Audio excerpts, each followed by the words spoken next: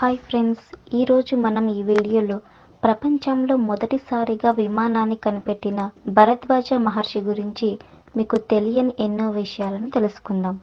భరద్వాజుడు సప్త ఋషులలో ఒకరు. అలాంటి భరద్వాజుడి యొక్క పుట్టుక చాలా విచిత్రమైనది. అసలు భరద్వాజుడు ఎలా జన్మించాడో ఇప్పుడు తెలుసుకుందాం.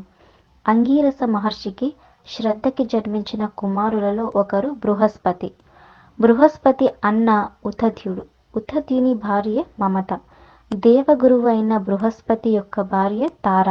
ఉతధ్యుడు తీర్థయాత్రాపరుడైన సందర్భములో మమత గర్భవతిగా ఉండగా అన్న భార్య అని కూడా చూడక ఉతధ్యుడి యొక్క ఆశ్రమమునకు అతిథిగా వచ్చిన దేవగురువైన బృహస్పతి అన్న భార్యతో బలవంతంగా సంగమించాలని అనుకుంటాడు.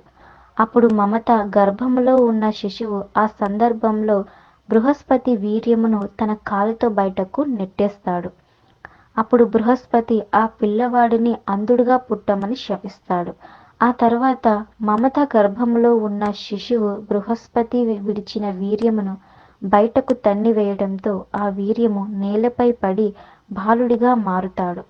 అప్పుడు బృహస్పతి మమతతో ఆ బాలుడును గర్భములో ఉన్న శిశువుతో పాటు తనకు 2 పుత్రులు పుట్టారని అనుకోమని అంటాడు. కానీ దానికి మమత అంగీకరించలేదు. బృహస్పతి కూడా పుట్టిన బాలుడిని తీసుకువెళ్లేందుకు సమ్మతించలేదు.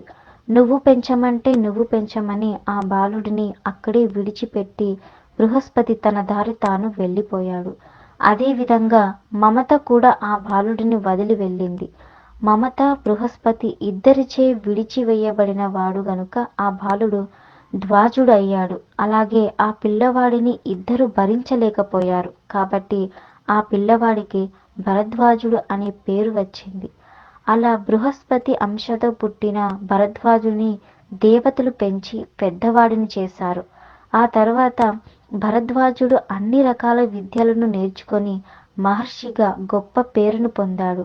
అదే సమయంలో శకుంతలకు దుష్యంతునికి వివాహం జరిగి వారికి భరతుడు జన్మించాడు. భరతుడు విదర్భ రాజు 3 కుమార్తెలను పెళ్లి చేసుకున్నాడు. వారికి 3 పిల్లలు జన్మించారు. కానీ వారు తండ్రి అంత గొప్పవారు కాకపోవడంతో వారి తల్లులే వారిని చంపేశారు. దానితో భరతుడు పిల్లల కోసం పెద్ద యజ్ఞం చేయడం ప్రారంభించాడు.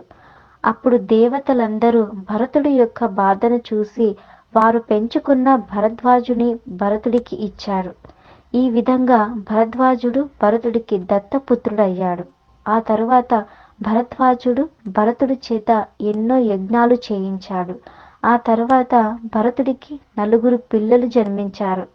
ఆ తర్వాత భరద్వాజుడు పెళ్లి చేసుకున్నాడు. అతనికి ఒక కుమారుడు, ఒక కుమార్తె జన్మించారు. ఆ తరువాత భరద్వాజుడు భరతుడి దగ్గర సెలవు తీసుకొని గంగా నది తీరంలో స్నానం చేయడానికి వెళ్ళాడు.